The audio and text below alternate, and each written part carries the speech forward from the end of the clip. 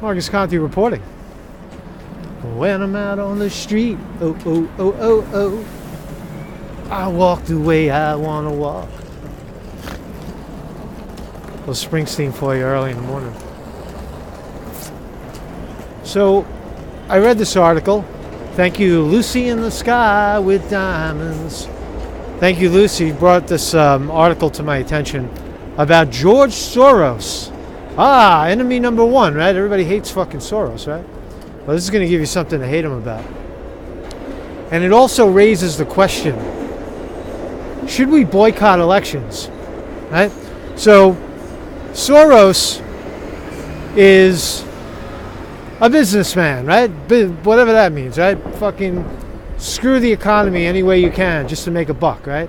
That's the new... Soros is on the record as saying we don't consider the social ramifications of our actions. It's all about the money. Hillary Clinton loves this guy. They all love him, right? He's a hedge fund guy. He shorted the Thai baht, almost sunk the country. He's involved in so many shady deals and so many money grabs, it's hard to count them all. Allegedly sponsoring Antifa. Right? So we know who George Soros is, right? So, and it raises the question. He says in this article, he's basically saying, forget that elections are antiquated. The party systems within Europe, he's mostly pointing out, are antiquated, and that we should move towards austerity, discipline the countries that the member countries that don't obey European command. Right? Now, is that exclusive to Europe? I know we're in America. A lot of you guys are watching from Europe, but is that going to have? Is that the new world order, as it pertains to the United States as well? You're damn right it is. These guys want to eliminate fucking elections in countries so that the people don't have a voice. So this is Soros. I'll read for a little bit. Give you a good angle. I'm up here in Penn Station area. Let me just find a better spot to hang out. A lot of tourists out. Look at all the tourists. There's power in the people, right? These guys, that's what they're trying to do, man. They're trying to eliminate free and fair elections in our countries. Right? So, this is George Soros speaking, right? The first step to defending Europe from its enemies, both internal and external, is to recognize the magnitude of the threat they represent. The second is to awaken the sleepy pro-European majority and mobilize it to defend the values on which EU was founded. So he's basically calling the sleepy masses, the sleepy Europeans, to fight back against breaking up the EU. Right? That's what he's saying. Right? Europe is sleepwalking in oblivion. The people of Europe need to wake up before it's too late. If they don't, European Union will go the way of the Soviet 1991 Soviet Union. That's a good thing. It's ready to break. Neither our leaders nor organized citizens seem to understand that we are experiencing a revolutionary moment, that the range of possibilities is very broad, and that the eventual outcome is highly uncertain. Well, you got to always hedge against Soros. When he speaks in riddles, and usually what he's trying to promote is the exact opposite of what the people should have. That's the sign of a hedge fund Wall Street guy. That's what they do. They're betting against the people. Most of us assume that the future will more or less resemble the present. The future will resemble the present. It's jargon. But this is not necessarily so. In a long, eventful life, I have witnessed many periods of what I call radical disequilibrium. We are in such a period today. So Soros is saying we're in radical disequilibrium right now. He points to the next reflection point as being European Parliament elections in 2019. He says, unfortunately, anti-European forces will enjoy a competitive advantage in the balloting. There are several reasons for this, including the outdated party system. What? The outdated party system. See, that's where he's implying that dump the elections, just listen to us. And he goes on to talk about austerity. Can't find a goddamn spot to sit down and stop and talk in this city. So, let's go this way. So, what else? So he talks about the next reflection point. He says that there are several reasons for this, including the outdated party system that prevails in most European countries, the practical impossibility of treaty change, the lack of legal tools for disciplining member states that violate the principles of which the European Union was founded. The EU lacks sufficient capacity to enforce member state compliance. Right? So he's basically saying, he's calling for austerity. Right? Discipline, cooperative entities. Make them fucking do it, man. Your systems are antiquated. Elections, party politics, the voice of the people. Are you kidding me? That's what he's saying. It's antiquated. The antiquated party system hampers those who want to preserve the values on which the EU was founded. It's like reverse. It's like, he's saying the opposite. But helps those who want to replace those values with something radically different. So he's saying that the antiquated party system is something that radicals want to preserve. But no, it's actually the opposite. It's not replacing the values, it's returning to the values of the voice of the people. He's got it backwards, right? The party system of individual states reflects the divisions that mattered in the 19th and 20th century, such as the conflict between capital and labor. But the cleavage that matters most today is between pro and anti-European forces. Again, union bust, election bust. This is what these guys are all about. He points to Germany, talks about how Germany is so powerful. Interesting what he says about the Brits. In the United Kingdom, an antiquated party structure prevents the popular will from finding proper expression.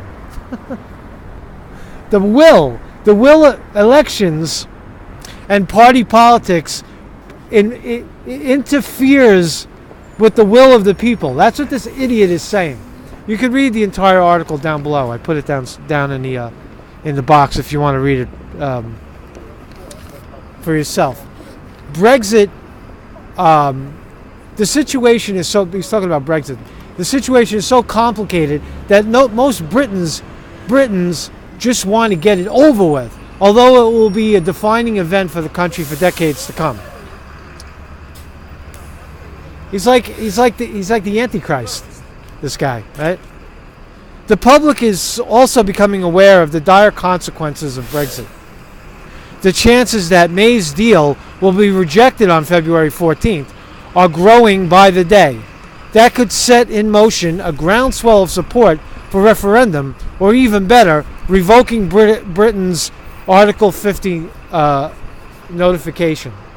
Right? So he's using the old scare tactics, scare the shit out of them, right? Fucking, right? Austerity or we're gonna starve you out using the EU. That's basically what they're saying, right? Just cross the street. That's what he's saying. So, when it comes to trans-European alliances, the situation is even worse. So now, see, that's where he points to the United States, right? Trans-European alliances. We're an alliance. is even worse. National policy parties at least have some roots in the past, but the European alliances are entirely dictated by party leaders' self-interest. He's calling the party leaders selfish. You're selfish. You should bend over backwards for the EU. Fuck your elections, your antiquated, old-fashioned European idea of elections. Right? That's Soros. It is difficult to see how the pro-European parties can emerge victorious from the election in May unless they put European interests ahead of their own. One can still make a case for preserving the EU in order radically to reinvent it, but that would require change of heart in the EU. So he's suggesting that the EU is against a European Union universally. Of course he's right, because it doesn't work, right? It's a failed system. The globalist bullshit. It's bullshit. Right? It's a power grab. They turned it into a power grab. Oh, look at this big fucking eye drop over here. One can still make a case, right? So he's saying the current leadership is reminiscent of Politburo when the Soviet Union collapsed. He's making this ongoing revelation. Look at this thing.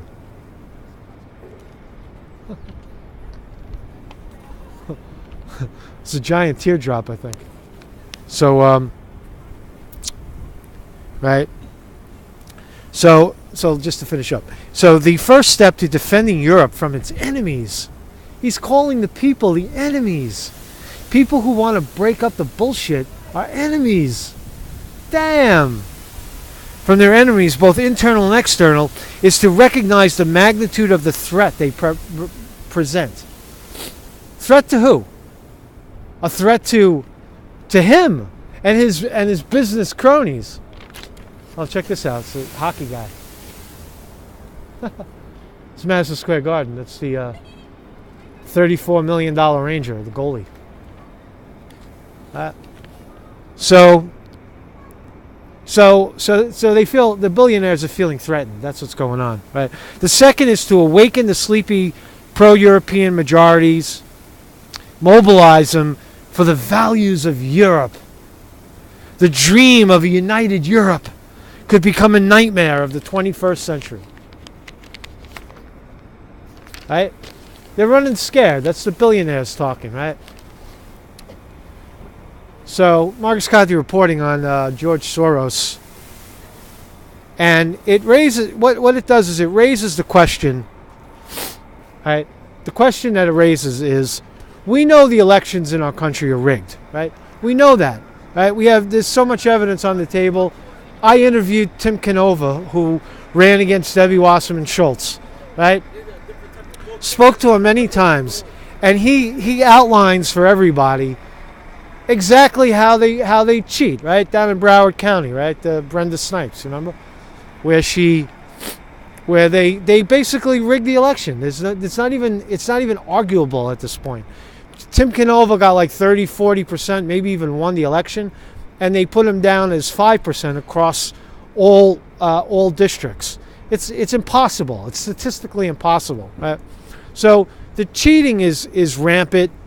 You know, it's not voter fraud. It's not illegals voting. It's blatant election fraud by the officials, the actual people responsible for counting the votes, the politicians, right? So, should we boycott the elections? Should we boycott the elections? Is that an idea? What's your thoughts on that? What's your thoughts on an election boycott? Right?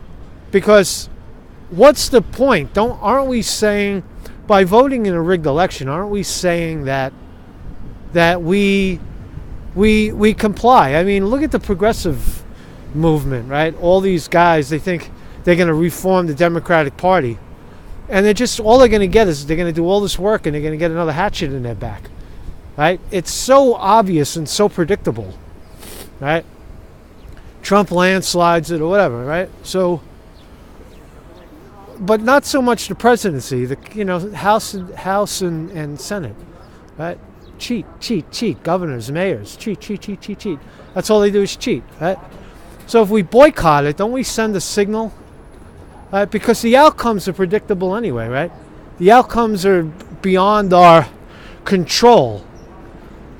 The politicians, $30 million to buy a Senate seat, $3-4 million to buy a Congress seat. Who knows how many millions to buy a mayor's seat and a governor's seat? Or you right? So if we just boycott the thing and refuse to participate, aren't we doing more than participate than voting and getting excited about fake elections? It does make sense, right? It does make sense, but there's also this argument that that's the library over there, New York Public Library, right? But the other side of that is that you're surrendering. You're giving them what they want, which is elections, they don't matter. See, we told you so. No, they're not fake. It's just that we told you so, right? You run into that. The category of we told you so, right? So, cop looked at me like this guy's fucking crazy. So I don't know. That's my thoughts on it. I thought that read the article, read it through, and let me know what you think of it. I mean, if it's a boycott that we need to do, I'm close. I'm close to believing that might be a way to go, right? Right? I mean, you gotta say the elections are rigged, right? And here the oligarchs are trying to convince Europe that the old party politics are antiquated, right? Marcus Conte reporting.